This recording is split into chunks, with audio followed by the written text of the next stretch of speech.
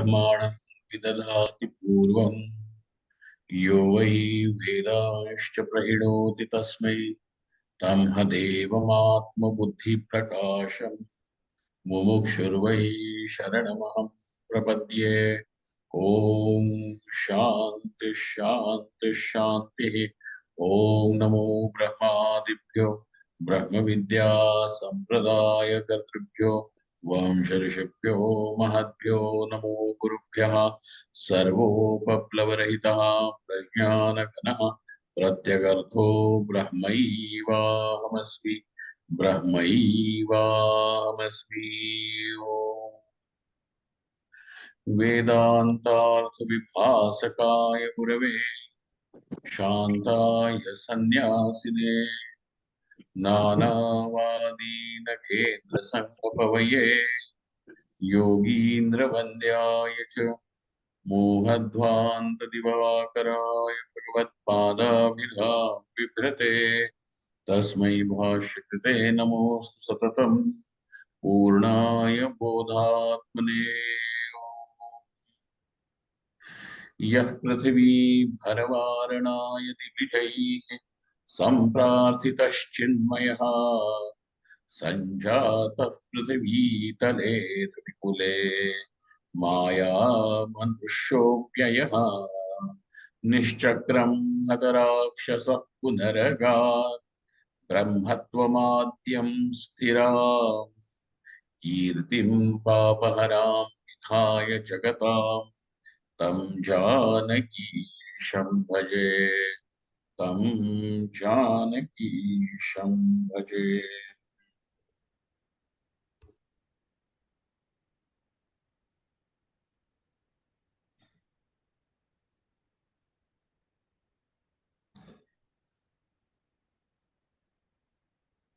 कौन संभजनीय है?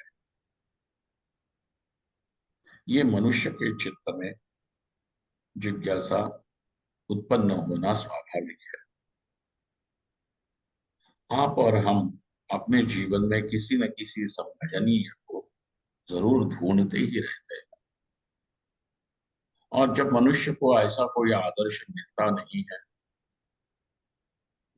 कि जिसमें वो श्रद्धा करे, जिसके लिए वह अपने जीवन में निरत रहे, तब मनुष्य को एक वैफल्य की भावना आती है, फ्यूटिलिटी। और मनुष्य ऐसे छोटे छोटे आदर्शों को ही अपने जीवन का सर्वस्व मान लेता है। यही कथा है चार्वाकों की। चार्वाक चार्वाक अर्थात लोकायतवाद, लोकायतवाद से अध्यात्मवाद तक, लोकायतवाद से ब्रह्मात्मवाद तक एक बुद्धि की ही यात्रा है। यही आपका आध्यात्मिक उन्नयन है। लोकायतवाद में मनुष्य यही कहता है, खाओ पियो मौज खाओ, जीवन में और रखा ही क्या। चोरी करो लेकिन पकड़े मत जाना। चोरी इस प्रकार करो कि तुम्हारी चोरी कायदे से चोरी न देखी जाए। लीगल एक्सटॉर्शन करो। इसीलिए कायदे भी ऐसे बनाए जाते हैं, न्याय व्यवस्था भी ऐसी की जाती है कि जिसमें अब चोरी चोरी न लगे, अब किया हुआ अन्याय अन्याय न लगे। ये सारा लोकायतवाद है, और यहां से उठ करके लोकायतवाद का ये बाह्य स्वरूप है, खाओ पियो मौज। परंतु लोकायतवाद में भी मनुष्य यही कहता है कि मैं कुछ हूं, और मैं ये देह हूं, मैं स्त्री, मैं पुरुष। इसके सिवा मेरा कोई अस्तित्व ही नहीं है। बस केवल यही देह जो दिखता है, इसी का नाम है। आईने के सामने खड़े होकर के आप और हम यही बात बोलते हैं कि ये जो आईने में दिखने वाला पुरुष है वही मैं।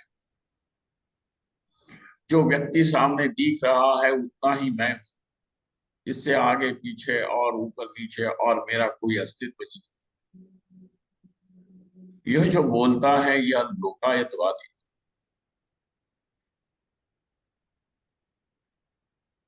ये बुद्धि का सबसे निचला स्तर है। परंतु कभी कभी आप इस देहात्मवाद से भी ऊपर उठ करके अपने आप को कहते हो कि जी नहीं, मैं एक साइकोलॉजिकल एंटिटी। इससे भी थोड़ा सा ऊपर उठ करके आपने कहा कि मैं मनोमय कोश हूं। ये सारी इंद्रिया इत्यादि ही मैं हूं। मैं ये मन हूं। मैं एक ऐसी इकाई हूं कि ये मानसिक एक इकाई।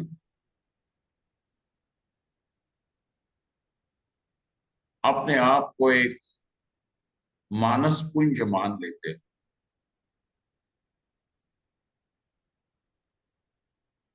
वृत्तियों का एक पुंज मान लेते। ये तो लोकायतवाद से थोड़ा सा ऊपर उठ करके अपने आप को और कुछ कहना हो। इसलिए जब आप कहते हो कि मैं भारतीय हूं अथवा मैं ब्राह्मण इत्यादि, तो आप अपने आप को देहवाद से, देहात्मवाद से कुछ ऊपर उठ करके आप बोल रहे हो। हाँ, याद रखिए।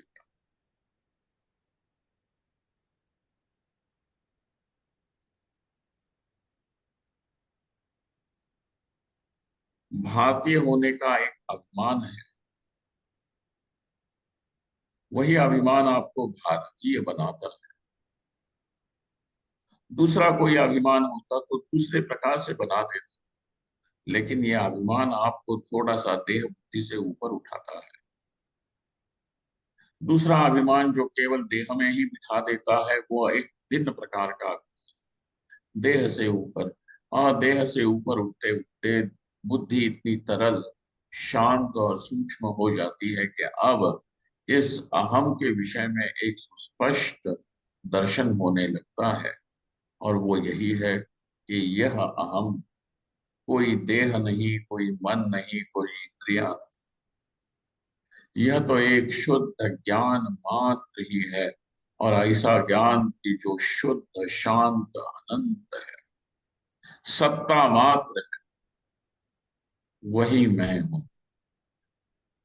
और जब इस प्रकार से अपने आप को देखते हो कि ऐसी सत्ता की जिस सत्ता में ये सारा जगत बनता बिगड़ता है, परंतु उस सत्ता का कुछ बनता बिगड़ता नहीं। जैसे सोने की सत्ता में ही कंगन,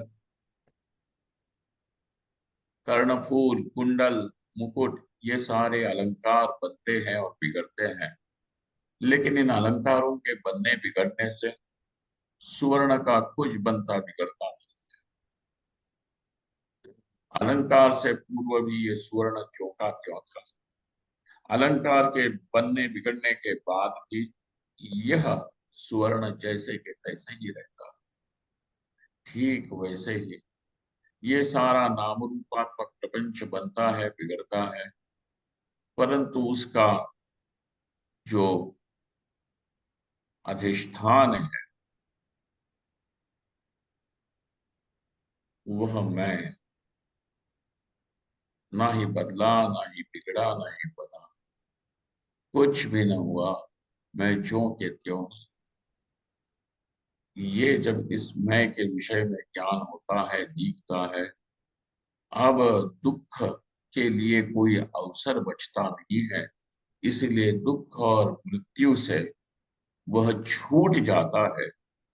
ऐसी उपनिषदों की प्रतिज्ञा है कि जो इस आत्मा के वास्तविक स्वरूप को जानेगा वह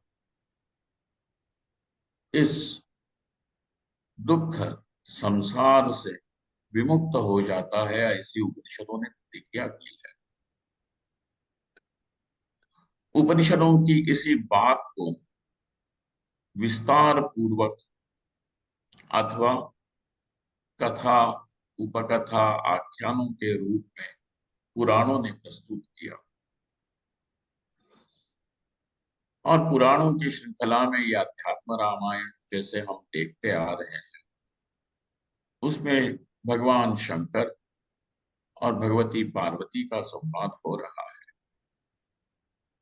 जहां भगवान शंकर से पार्वती प्रश्न करती है श्री राम के विषय में। अब देखना, प्रश्न तो हो रहा है राम के विषय में और आपको ज्ञान हो रहा है अपने स्वरूप के विषय में। कैसी अद्भुत बात है। कहा जा रहा है राम ऐसे हैं और यहाँ ज्ञान हो रहा है यह आत्मा ऐसे। मैं, यह मैं का स्वरूप है। यही ये श्रुति की, यही इन पुराणों की, यही इस अध्यात्म साहित्य की अद्भुत लीला है कि आखिरकार सारा ज्ञान इस अहम में, वेदैश्च सर्वैः अहमेव वेद्यः। समग्र वेदों के द्वारा, और वेद का अर्थ वेदानुगामी जितना साहित्य है वो सारा, चाहे वो पुराण, चाहे वो प्रकरण ग्रंथ हो, चाहे वे ब्रह्मसूत्र हो, चाहे वो स्मृतियां हो, इन सब के द्वारा जिसको जाना जाता है वेदैश्च सर्वैः। तो वेद बोलने से वेदानुगामी जो कुछ है वो सब अहमेव वेद्यो, यह अहम जो है वही वेद्य है, वही जानने योग्य है। आप जानने की, अनुभव करने की कोशिश करते हैं,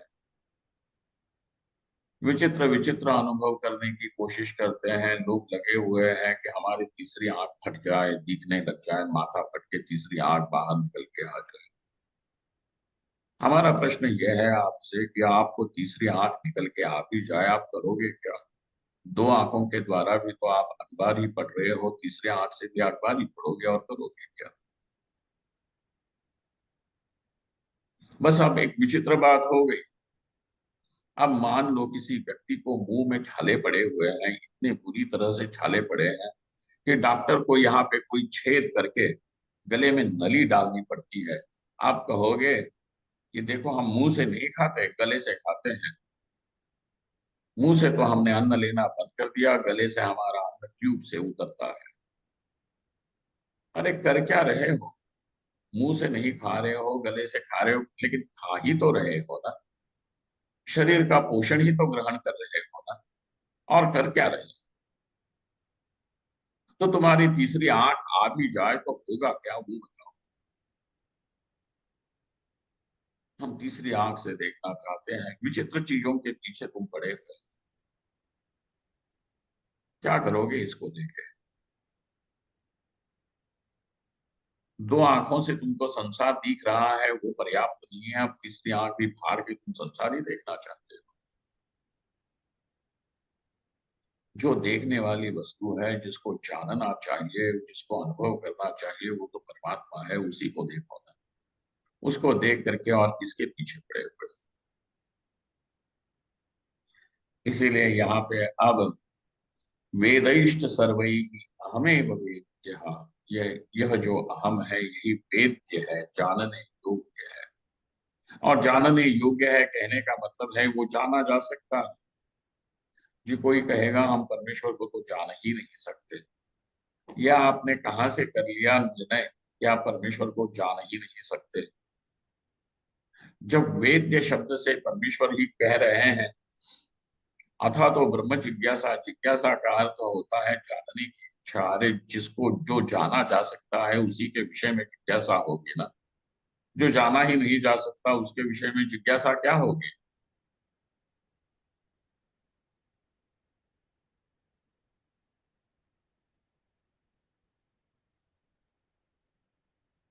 इसीलिए जानने योग्य तो ये परमेश्वर है। विचित्र सिद्धांत मत कर लेना कि परमेश्वर जाना ही नहीं जा सकता, जाना जा सकता है। याज्ञवल्क्य ने भरी सभा में यही अपनी छाती ठोक करके कहा, पूछा कि कौन है यहाँ ब्रह्म का वेत्ता। याज्ञवल्क्य ने कहा, मैं जानता।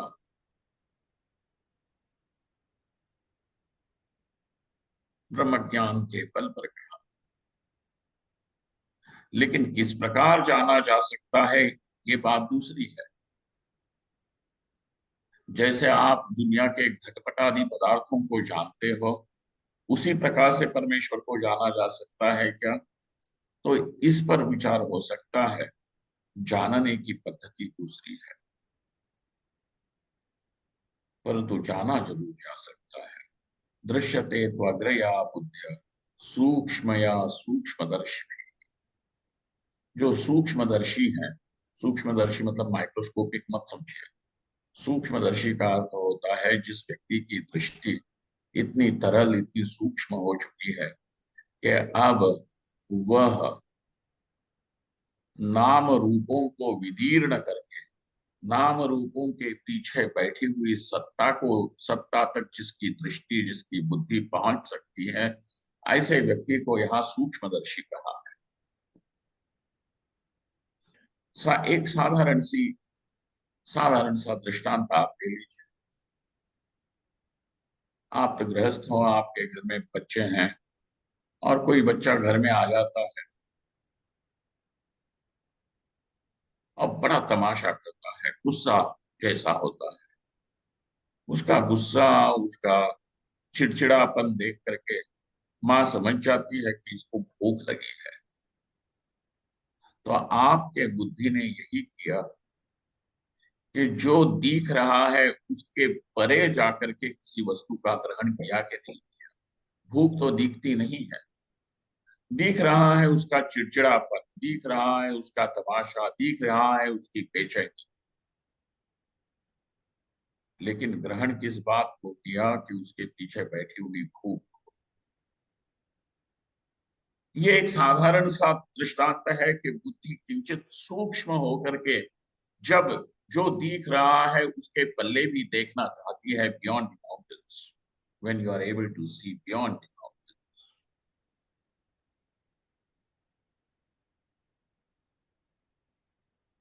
ये सूक्ष्मदर्शी है, समझ सकता है किसी तत्व को, जो तत्व इंद्रियों से ग्राह्य नहीं है, अनुमान से भी ग्राह्य नहीं है। ऐसे तत्व को तुम देख सकते हो क्या? तो देखने के लिए बस एक ही है, सारे नाम रूपों का त्याग करके नाम रूप के पीछे बैठे हुए वस्तु को ग्रहण करना पड़ेगा। हाथ में तो तुम्हारे कंगन, कंकण, क्या कहते हैं, कुंडल, मुकुट, ये सारी चीजें हैं, लेकिन इन सारे नाम रूपों का त्याग करके जब तुम समझते हो कि ये स्वर्ण है, तब इन नाम रूपों को विदीर्ण करके तत्व को ग्रहण करने की शक्ति तुम्हारे भीतर है। किसी व्यक्ति के सामने यदि 10 किलो रावण की मूर्ति और 1 किलो राम की मूर्ति रखी जाए स्वर्ण की, तो वो व्यक्ति किस मूर्ति को ग्रहण करेगा, जरा बताओ? वो 10 किलो रावण को उठा लेगा कि वो रावण नहीं उठा रहा है, वो सोना ले रहा है, ये मत। राम और रावण के बीच में यहाँ चुनाव नहीं हो रहा। यहाँ चुनाव हो रहा है 1 किलो सोना अथवा 10 किलो सोने के बीच में। सोने का तुम चुनाव करते हो। यही बात है, तत्व को ग्रहण करना होगा तो नाम रूप, यह मेरा, यह तेरा, ये सुंदर, ये कुरूप, ये स्त्री, ये पुरुष, यहां से बुद्धि को हटना पड़ेगा और तत्व जो है उस वहां तक चलना पड़ेगा। और वहां तक चलने का मार्ग बाहर नहीं भीतर है। जितना जितना तुम जानते जाओगे कि मैं भी इस देह से परे एक सत्ता हूं, इस मैं का अर्थ कोई स्त्री, पुरुष, सुंदर, गुरु, पुण्यवान, पापी, कर्ता, भोक्ता नहीं है। तब ये भी समझ में आएगा कि इस दुनिया की भी जो सत्ता है उस सत्ता में कोई नाम रूपों का मायना ही नहीं है। नाम रूप उठते हैं, उछलते हैं, कूदते हैं, गिर जाते हैं, परंतु वो सत्ता जो के त्यों है। और वही सत्ता यह मैं है। यह आखिरी पड़ाव है, ये पड़ाव नहीं, ये मंजिल है कि वही सत्ता पूर्ण वस्तु है। अपनी पूर्णता को प्राप्त करके, अपनी पूर्णता को जान के, अब कोई वासना नहीं, कोई इच्छा नहीं, इसलिए ऐसी शांति, परमा शांति को वो प्राप्त हो जाता है। यही यात्रा है। तो देहात्मवाद से ब्रह्मात्मवाद तक की जो यात्रा है, ये सारे इसके बीच में आने वाली सीढ़ियां हैं। कभी अपने आप को तुम कहोगे कि मैं इंद्रियां हूं, कभी कहोगे कि ये इन इंद्रियों में रहने वाली शक्ति प्राण में, कभी कहोगे कि इन प्राणों के पीछे बैठने वाला मानस में, कभी इससे ऊंचा उठ करके कहोगे कि नहीं, इस मन में भी संचार करने वाली जो बुद्धि रूपी शक्ति है वह मैं। इससे भी ऊपर उठ करके तुम कहोगे कि ना जी, इस बुद्धि में भी रहने वाला जो अहंकार वह मैं। अहम अस्मि वाला जो एक इकाई का अभिमान है, लिमिटेडनेस, वह अभिमान वही मैं।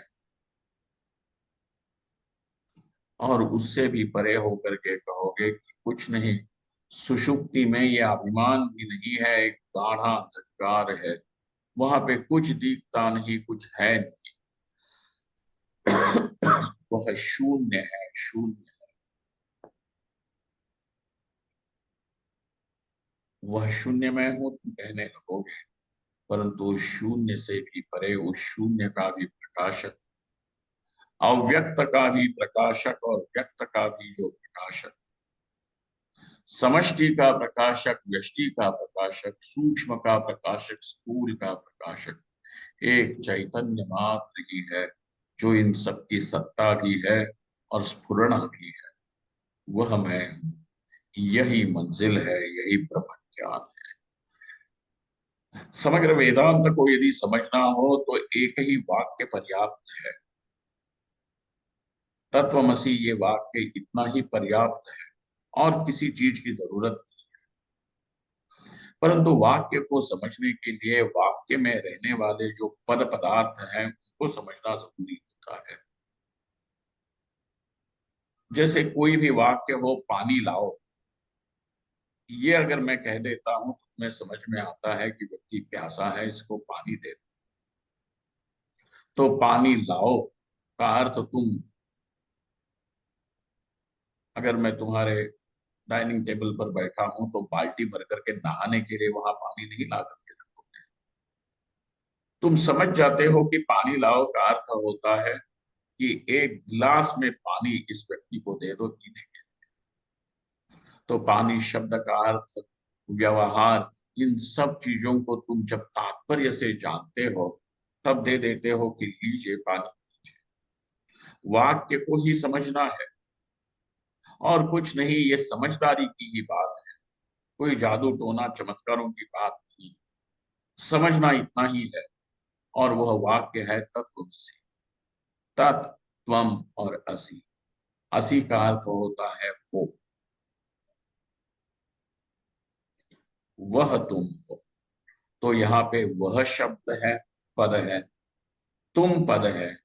इन सारे पदों को जब समझोगे, इनका अन्वय आपस में बिठाओगे, तब जाकर के वाक्य का अर्थ समझ में आता है। और इस वाक्य के अर्थ को ग्रहण करके ही बस हमारी प्रतिज्ञा है, तत्वमसी वाक्य को ही जान के समझ के यहाँ मुक्ति के द्वार खुल जाते हैं, चतुर्थ पुरुषार्थ सिद्ध हो जाता है।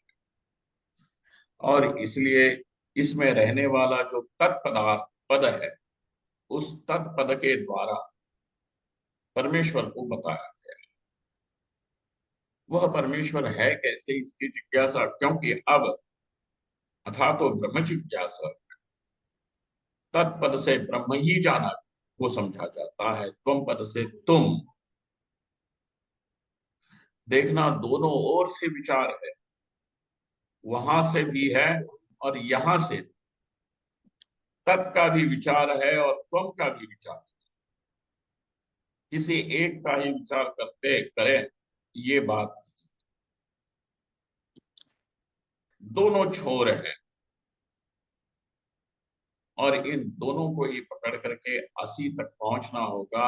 जब तक के तत् का अर्थ त्वम नहीं दिखता, त्वम का अर्थ तत् नहीं दिखता, तब तक के विचार पूर्ण नहीं हुआ है, ये जान। राजा परीक्षित को शाप दिया गया कि 7वें दिन तक्षक नाग तुम्हें डस लेगा और उसके विष से तुम मर जाओ। राजा परीक्षित बैठ गया वहां पे गंगा के किनारे, राज्य आदि सब त्याग के अपने पुत्रों को देकर के आप कहा कि अब केवल संतों के बीच में मैं बैठूंगा। अब जीवन में जितना करना था, धरना था, देखना था, सब देख लिया। जितने कर्तव्य थे, चाहे वो पारिवारिक कर्तव्य हो अथवा राजनैतिक कर्तव्य हो, अब तक मैंने उसको भली भांति उसको निभाया है। अब कुछ है तो बस संतों के बीच में जाकर के मैं बैठूंगा। अपना अन्न जलादि का भी त्याग करके आकर के बैठ गया संतों के बीच में। संतों ने भी देखा कि राजा बड़ा त्यागी है, उसे घेर कर बैठ गए। उसके चारों तरफ संतों का एक समुदाय लग गया। शुकदेव वहां आते हैं, संतों के जो शिरोमणि हैं, शुकदेव वहां आते हैं और शुकदेव राजा परीक्षित को उपदेश करते हैं, सारी कृष्ण कथा सुनाते हैं, अनेक अवतारों की कथा सुनाते हैं, ब्रह्मांडों की बात बताते हैं। लेकिन आखिरकार राजा परीक्षित के माथे पे हाथ रख करके कहते हैं कि राजा, अब समय हो गया है चलने का, तुम तैयारी करो। 7वां दिन उजड़ा, उगा है, आया है, उदय हुआ है। अब तक्षक तुम्हें आकर के काटेगा, क्योंकि ब्राह्मण का शाप है, इसको ये होगा ही, ये तो होनी है। लेकिन कहते हैं अब तुम यही ध्यान करो, अहम ब्रह्म परम धाम, ब्रह्मा हम परम पदम। मैं वह ब्रह्म हूँ परम, अहम ब्रह्मा हम परम धाम, परम धाम परम प्रकाश। धाम का अर्थ होता है प्रकाश। धाम का एक अर्थ होता है रहने की जगह। कई लोग कई शहरों में हमने देखा स्मशान का नाम रख देते हैं परम धाम। आखिरकार लोग वहीं पे जाकर के फाइनल फाइनल रेस्टिंग प्लेस। हाँ, ये दूसरे लोगों के यहाँ पे रेस्टिंग प्लेस होती है, हमारे यहाँ पे फाइनल रोस्टिंग प्लेस है।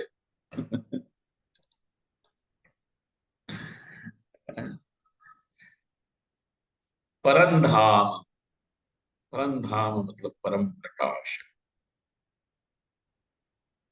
मैं ही वह परम प्रकाश कि जो बुद्धि और अहंकार को भी प्रकाशित करूं, जो व्यक्त व्यक्त को प्रकाशित कर रहा है। अनंत ब्रह्मांड मालिकाओं को भी जो प्रकाशित करता है। और जब ये अनंत ब्रह्मांड मालिकाएं भी लुप्त हो जाती है अव्यक्त में, उस अव्यक्त को भी प्रकाश करने वाला, इसीलिए मैं ही वह परम धाम, अहम ब्रह्म परम धाम, ब्रह्माहम परमं पदम। और जो परम पद ब्रह्म है, जो पद्यते गम्यते इति, जहाँ पहुंचा जाता है, जहाँ पहुंचना चाहते हो, वह पद भी मैं। आखिरकार तुम कहाँ पहुंचना चाहते हो, ये तो जरा देखो।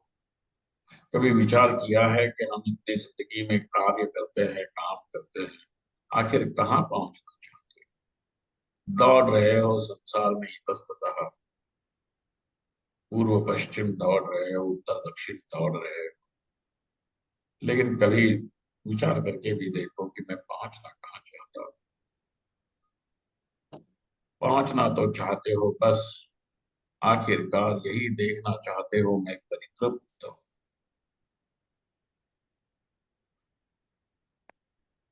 पैसा कमा रहे हो, शादियां कर रहे हो, बच्चों की शादियां कर रहे हो, और कुछ कर रहे हो, घर बना रहे हो, उल्टे सीधे काम कर रहे हो, लेकिन किस लिए? बस इतनी ही इच्छा है कि मैं अपने आप को परिपूर्ण दे। आखिर अपने में ही तो पहुंचना चाहते हो, आखिर अपने में ही तृप्ति तक पहुंचना चाहते हो, संतुष्टि तक पहुंचना चाहते हो। दूसरा कोई संतुष्ट हो जाए वहां तक नहीं, मैं संतुष्ट हूँ, परितृप्त हूँ, परिपूर्ण हूँ, यही देखना चाहते हो। अपनी ही अनंत तृप्ति को प्राप्त करना चाहते हो, इसीलिए वह तो तुम ही हो। इसलिए तुम ब्रह्मा हम परमम परम, वही मैं। सुखदेव कह के चले जाते हैं, राजा परीक्षित समाधि में बैठ जाता है। यही चिंतन कि अहम ब्रह्म परम धाम, ब्रह्मा हम परमम परम, यही इस मैं का अर्थ है। ऐसे बैठ जाते हैं, तक्षक नाग आता है, राजा के शरीर को डसता है, और उसका जहर इतना उग्र है कि राजा परीक्षित का शरीर उसमें जल जाता है।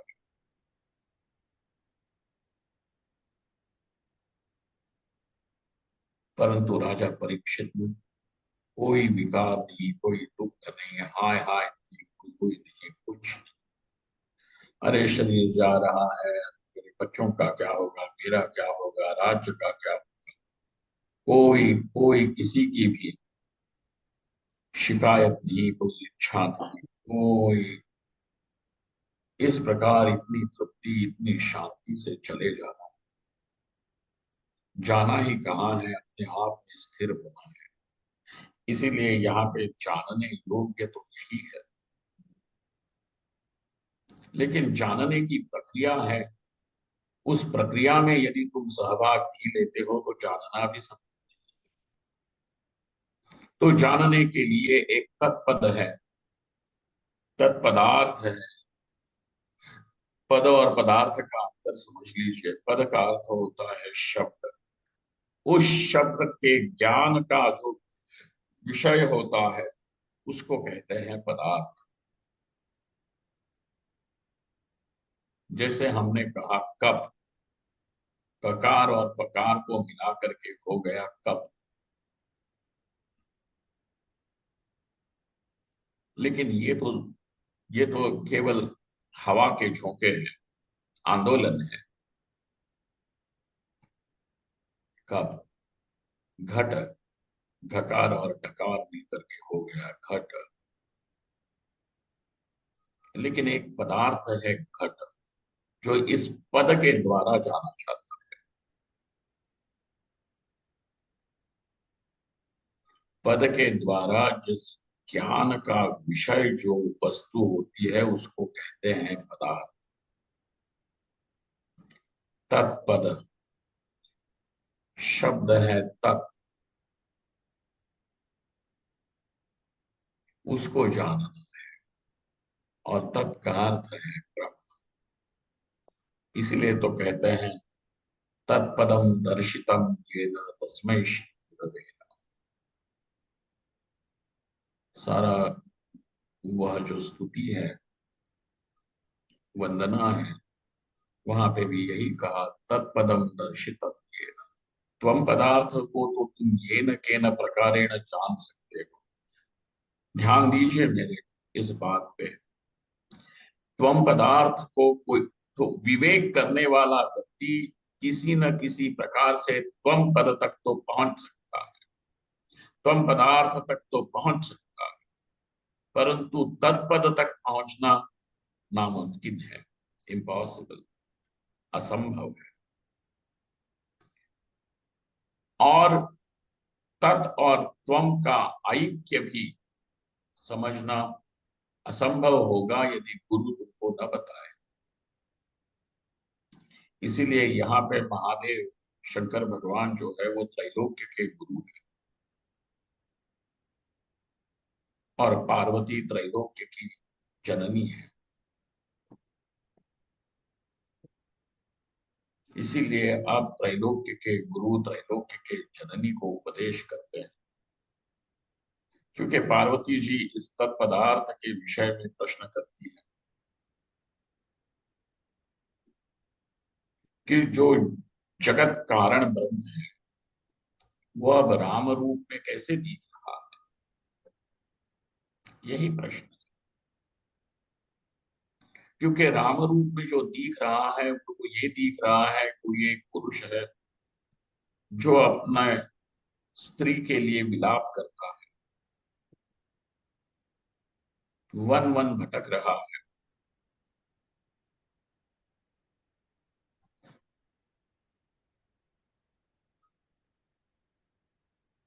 और आप कहते हो कि यही ब्रह्म, और यह ब्रह्म ये आत्मा है, यह आगे का, आगे की मंजिल है, आगे का भाव। परंतु यही समझ में नहीं आता कि यही ये ब्रह्म कैसे। तो वास्तविकता तो ये है कि ये जितना भी प्रकरण है वह तत्पद के विषय का एक एक विशेष प्रतिपादन है। तो समग्र राम हृदय जो है वो तत्पद के तत्पदार्थ का प्रतिपादन है। क्योंकि प्रश्न ही ऐसा है कि जो सर्वव्यापक सर्व कारण वस्तु है वह एक विशेष रूप में कैसे दिख सकती है,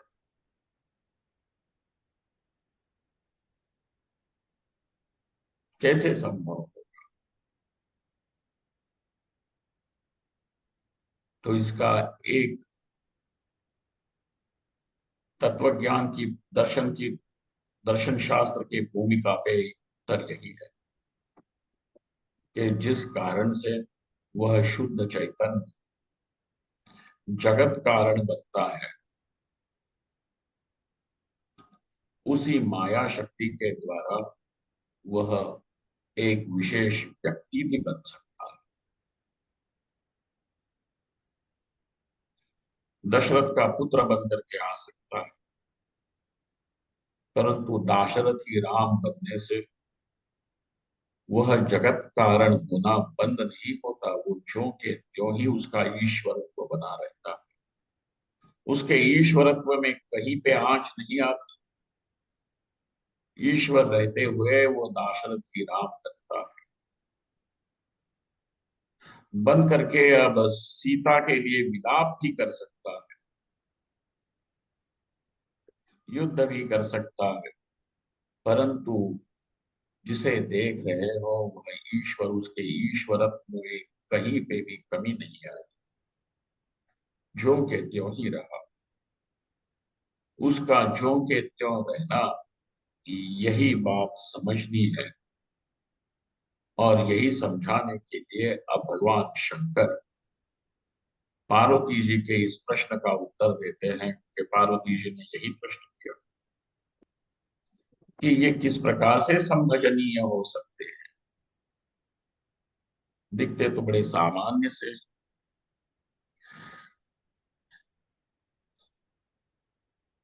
हम श्लोक संख्या कहाँ पे है आनी?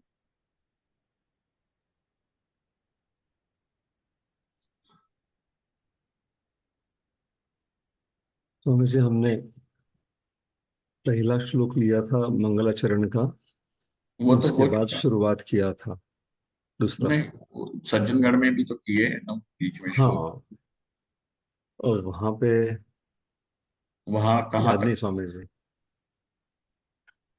एक 16 श्लोक तक हम पहुंचे थे। अच्छा, एक मिनट, क्योंकि यहाँ पे थोड़ा गड़बड़ है। 16 तक।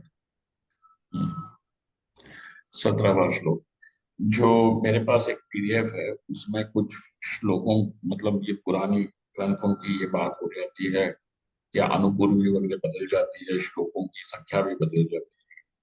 कोई बात नहीं, आगे चलिए। अब भगवान शंकर उत्तर देते देते आगे चलते हैं और कहते हैं, स्वमायया कृष्णमिदं हि सृष्ट्वा नभो वदंतर बहिरास्थितो यः सर्वान्तरस्थोऽपि निगूढ़ आत्मा स्वमायया सृष्टमिदं विचष्टे। उत्तर भी स्वामी स्वमायया, जी। अब देखना। नहीं स्वामी जी, ये हमारे यहाँ 18वां है, तो एक मिस हो जाता है। कौन सा है बोलो। हमारे यहाँ ये है, त्वयाद्य भक्त्या परिनोदितो हम, यही 17वां श्लोक है। अच्छा। स्वामी जी, एक विनम्र विनंती है कि अभी बहुत सारे लोग नए भी हैं, तो हम अगर थोड़ा सा अ, पार्वती प्रॉसेस तो वाचन लिया से है। शुरू करें तो। लो, ठीक है। नमो तुते देव जगन्निवास। ठीक है। ठीक है।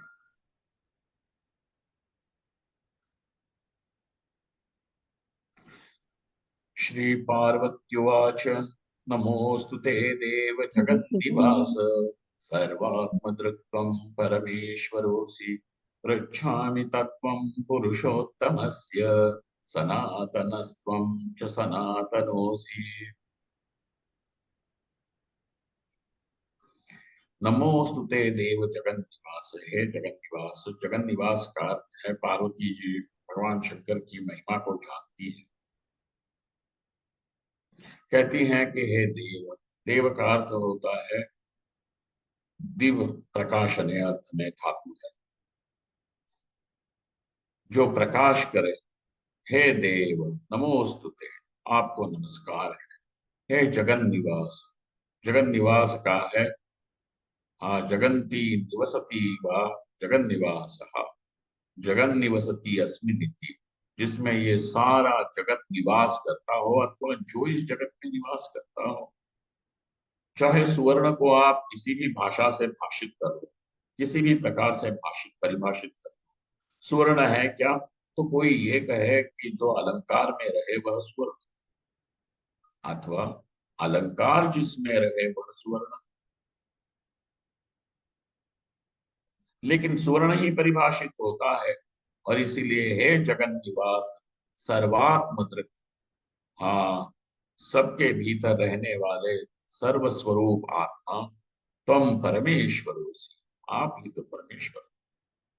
पृच्छामि तत्वम, क्योंकि इस तत्व को परमेश्वर के बिना और कोई बता ही नहीं सकता। दिखने के लिए यहाँ शंकर राम का तत्व बता रहे हैं,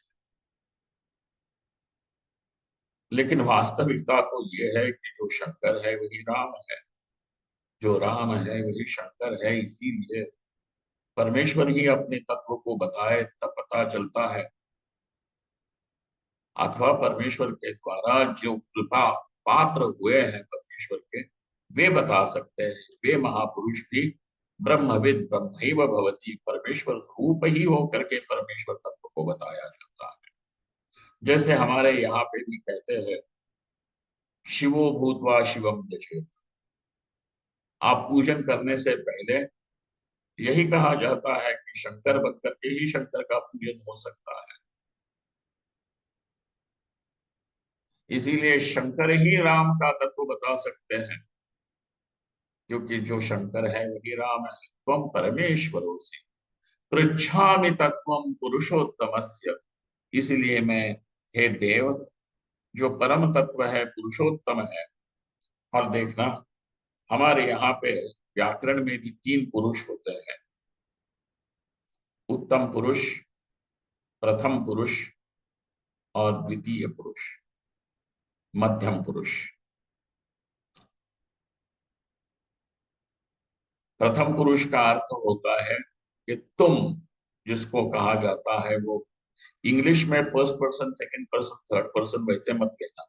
इंग्लिश का जो फर्स्ट पर्सन है उसको पाणिनीय व्याकरण में कहते हैं उत्तम पुरुष।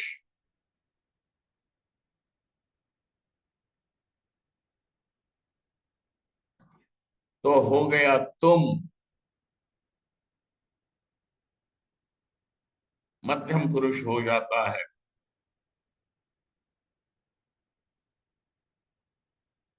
और एक हो जाता है वह, और उत्तम पुरुष होता है मैं।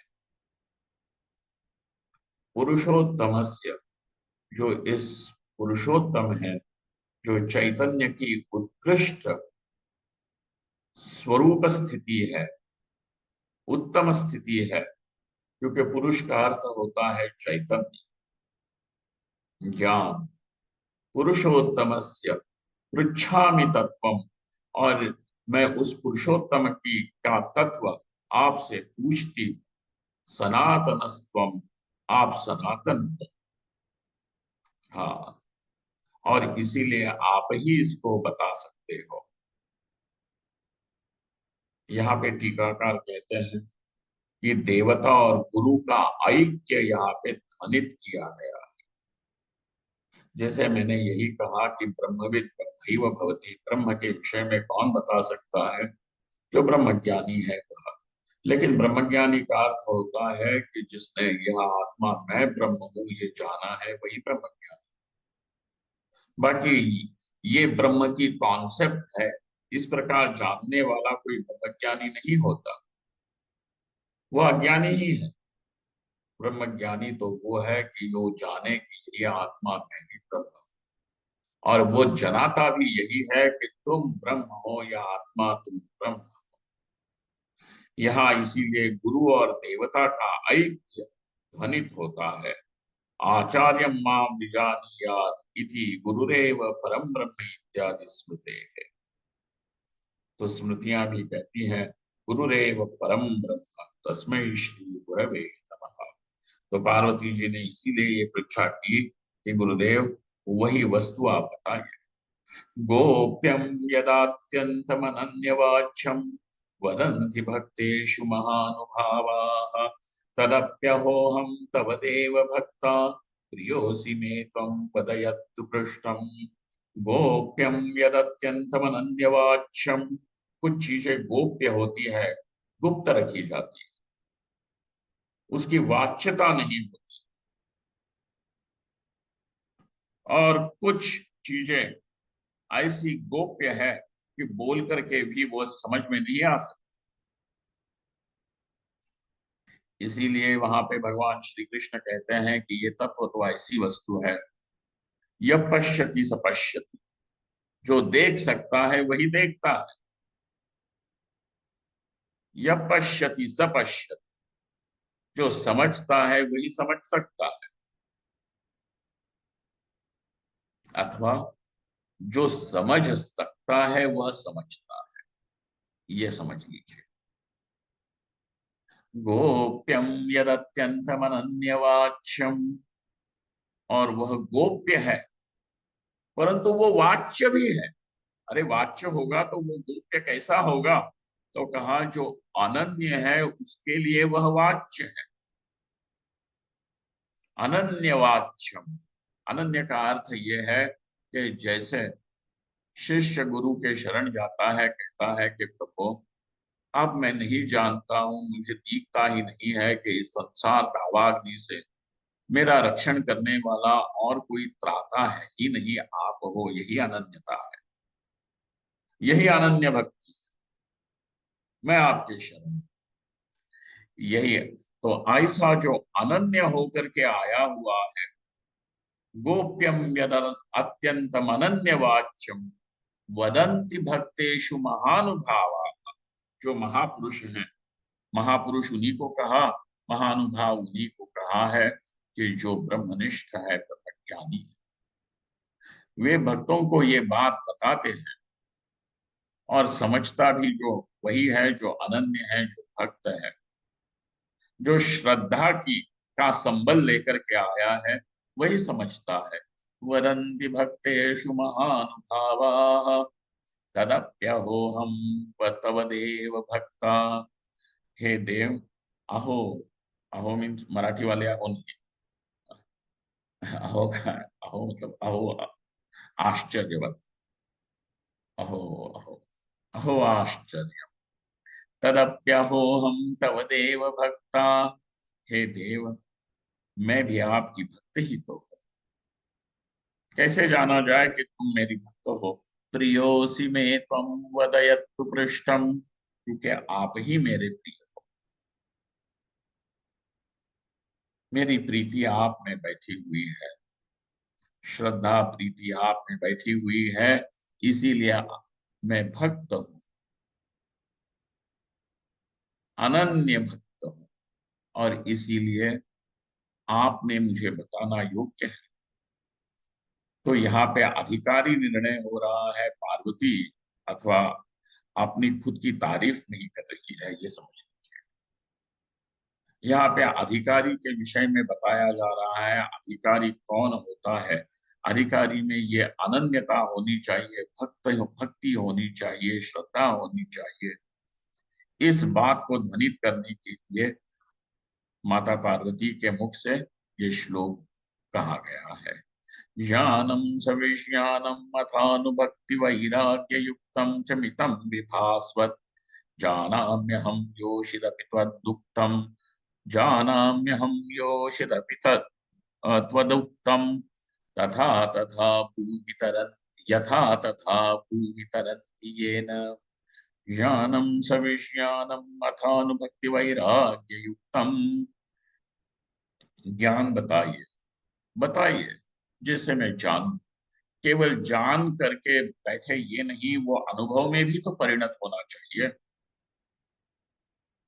जान लिया और अनुभव न हुआ तो वह ज्ञान किसी प्रकार से अधूरा ही रह जाता है।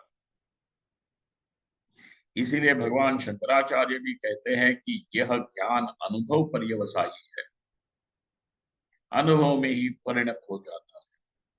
ब्रह्म जाना तो यही इसी प्रकार से होगा कि हाँ, जानने का अर्थ यही, मैं ब्रह्म हूं, यह सविज्ञानम। इसीलिए परोक्ष ज्ञान की बात हुई, और जिसको परोक्ष ज्ञान हुआ है वही अपरोक्ष ज्ञान की तरफ भी चल सकता है।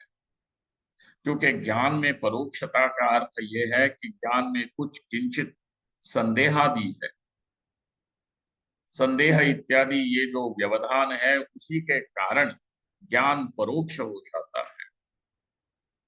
वैसे तो ज्ञान और अनुभव में आप क्या अंतर करोगे?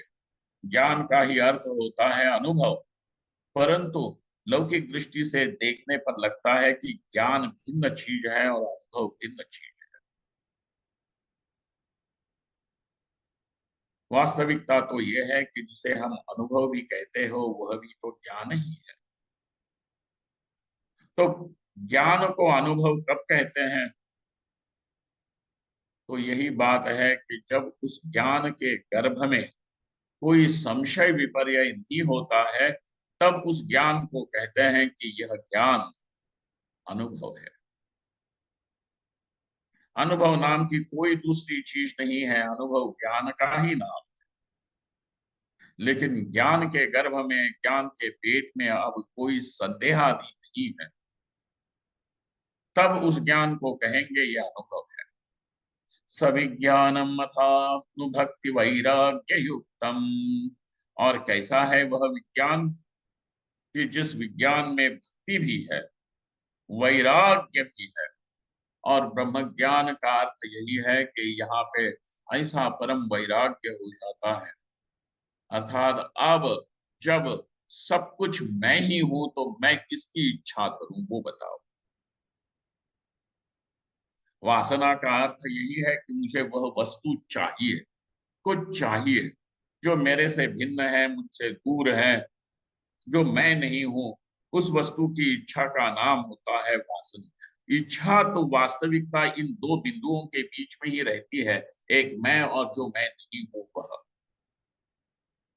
तो फिर जो मैं नहीं हूं उस बिंदु को आप धन कहो, स्त्री कहो, पुत्र कहो और कुछ भी कहो, परंतु वह मैं नहीं हूं, इसलिए उसके प्राप्ति की इच्छा होती।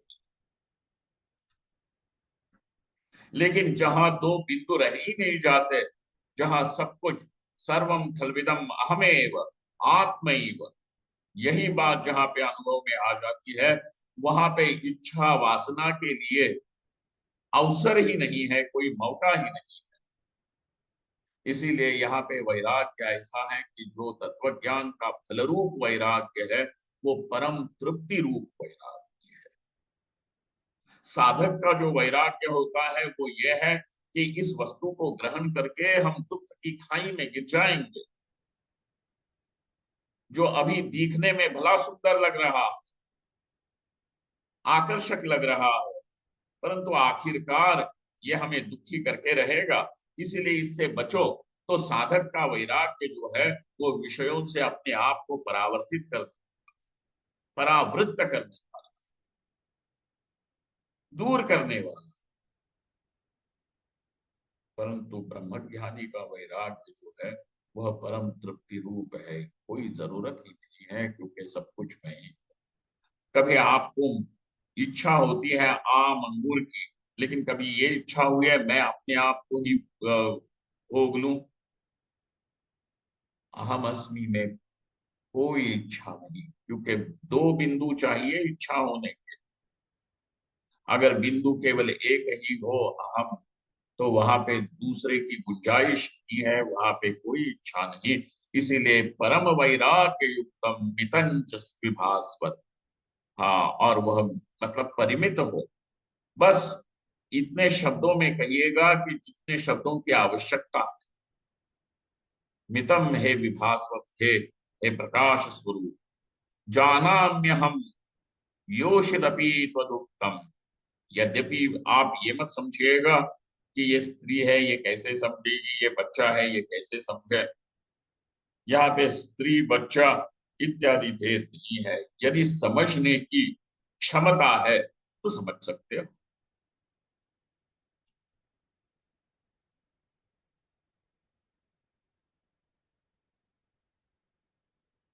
शंकराचार्य 8 साल के हैं।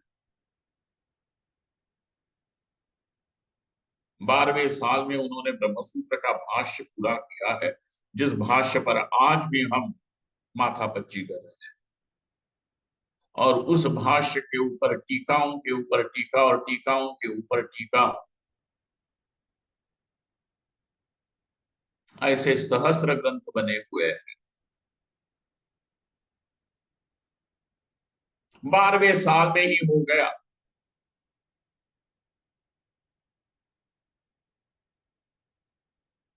चलते चलते आपको एक छोटी सी बात बता देते हैं, और आगे आगे के सत्र में आगे की बात चलेगी। वृंदावन में जब मैं पढ़ रहा था स्वामी विश्वात्मा जी के पास, तो उन्होंने एक बड़ी सुंदर बात बताई। बोले, महाराज जी स्वामी अखंडानंद जी महाराज जी के शिष्य हैं वे। उन्होंने मुझे कहा, देखो ब्रह्मचारी, चाहे अखंडानंद हो चाहे चिन्मयानंद, इन्होंने अपने अपने महासागर जो बनाए हैं, महाराज जी का जो साहित्य है लिखा हुआ, वेदांत खुला हुआ है, वो इतना है कि मुझे लगता है कि कोई व्यक्ति पढ़ने भी लग जाए तो उसके लिए एक एक जीवन काल पर्याप्त नहीं होगा। इतना उन्होंने अपने जीवन काल में वेदांत को कहा है, पूरा है। तो इतना महासागर उत्पन्न करने वाले जो अखंडानंद जी है, उनके विषय में भी कह रहे हैं कि चाहे अखंडानंद हो चाहे चिन्मयानंद हो, इन्होंने शंकराचार्य नाम के ऐसे महासागर की एक बूंद लेकर के अपने अपने महासागर बनाए। वो शंकर, वो भाष्यकार अपनी उम्र के 8वें साल में, 12वें साल में ब्रह्मसूत्र का भाष्य पूर्ण करते हैं और पढ़ाते हैं।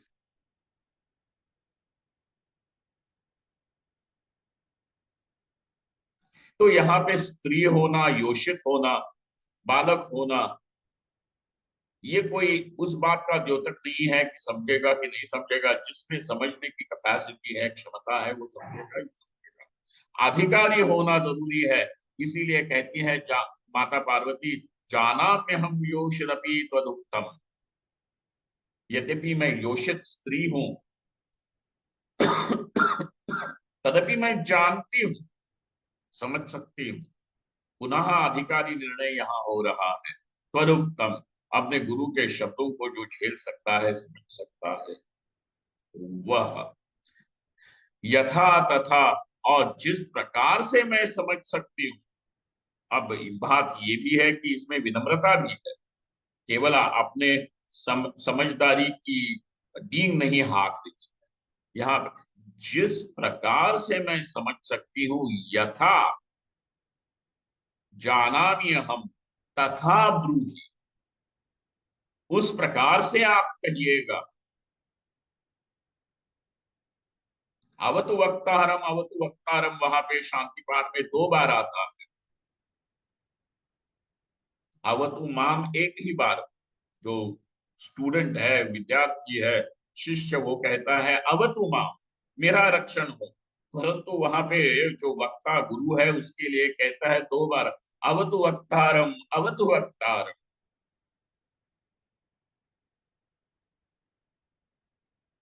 क्योंकि बोल तो आप बोलोगे तो आप समझूंगा, लेकिन मेरे भीतर यदि कोई कमी हो तो वो आपके आपकी बोलने की शैली, समझाने की बात, समझाने का जो तरीका है वो इस तरह का हो कि जिससे मेरी समझ खुल जाए, मैं समझ सकूं। यथा तथा ब्रूहि तरंती ये, और आपकी उस बात को समझ के, सुन के इस संसार समुद्र से तरण हो जाए, वैसे आप बात बताइए, उस पुरुषोत्तम का तत्व समझाइए, परमेश्वर के तत्व को समझाइए, अवतार के रहस्य को समझाइए। यद्यपि अवतारवाद वैदिक मतलब ब्रह्म ज्ञान की व्यवस्था में मुख्य बात नहीं है, परंतु उस अवतारवाद को लेकर के भी आप ब्रह्म ज्ञान की सीढ़ियां चढ़ सकते हो। वह ये अद्भुत प्रक्रिया इस ग्रंथ में हमें देखने को मिलती है। आज यहीं विश्राम करते हैं, पुनश्च मिलेंगे। उसका संदेश आपको मिल ही जाएगा। ओम पूर्णमदः पूर्णमिदं पूर्णात् पूर्णमुदच्यते पूर्णस्य पूर्णमादाय पूर्णमेवावशिष्यते। ओम शांति शांति शांति। शंकरं शंकराचार्यं केशवं बादरायणं सूत्रभाष्यकृतौ वन्दे भगवन्तौ पुनः पुनः। ईश्वरो गुरुरात्मेति मूर्तिभेद विभागिने व्योमवद्व्याप्तदेहाय दक्षिणामूर्तये नमः। धन्यवाद।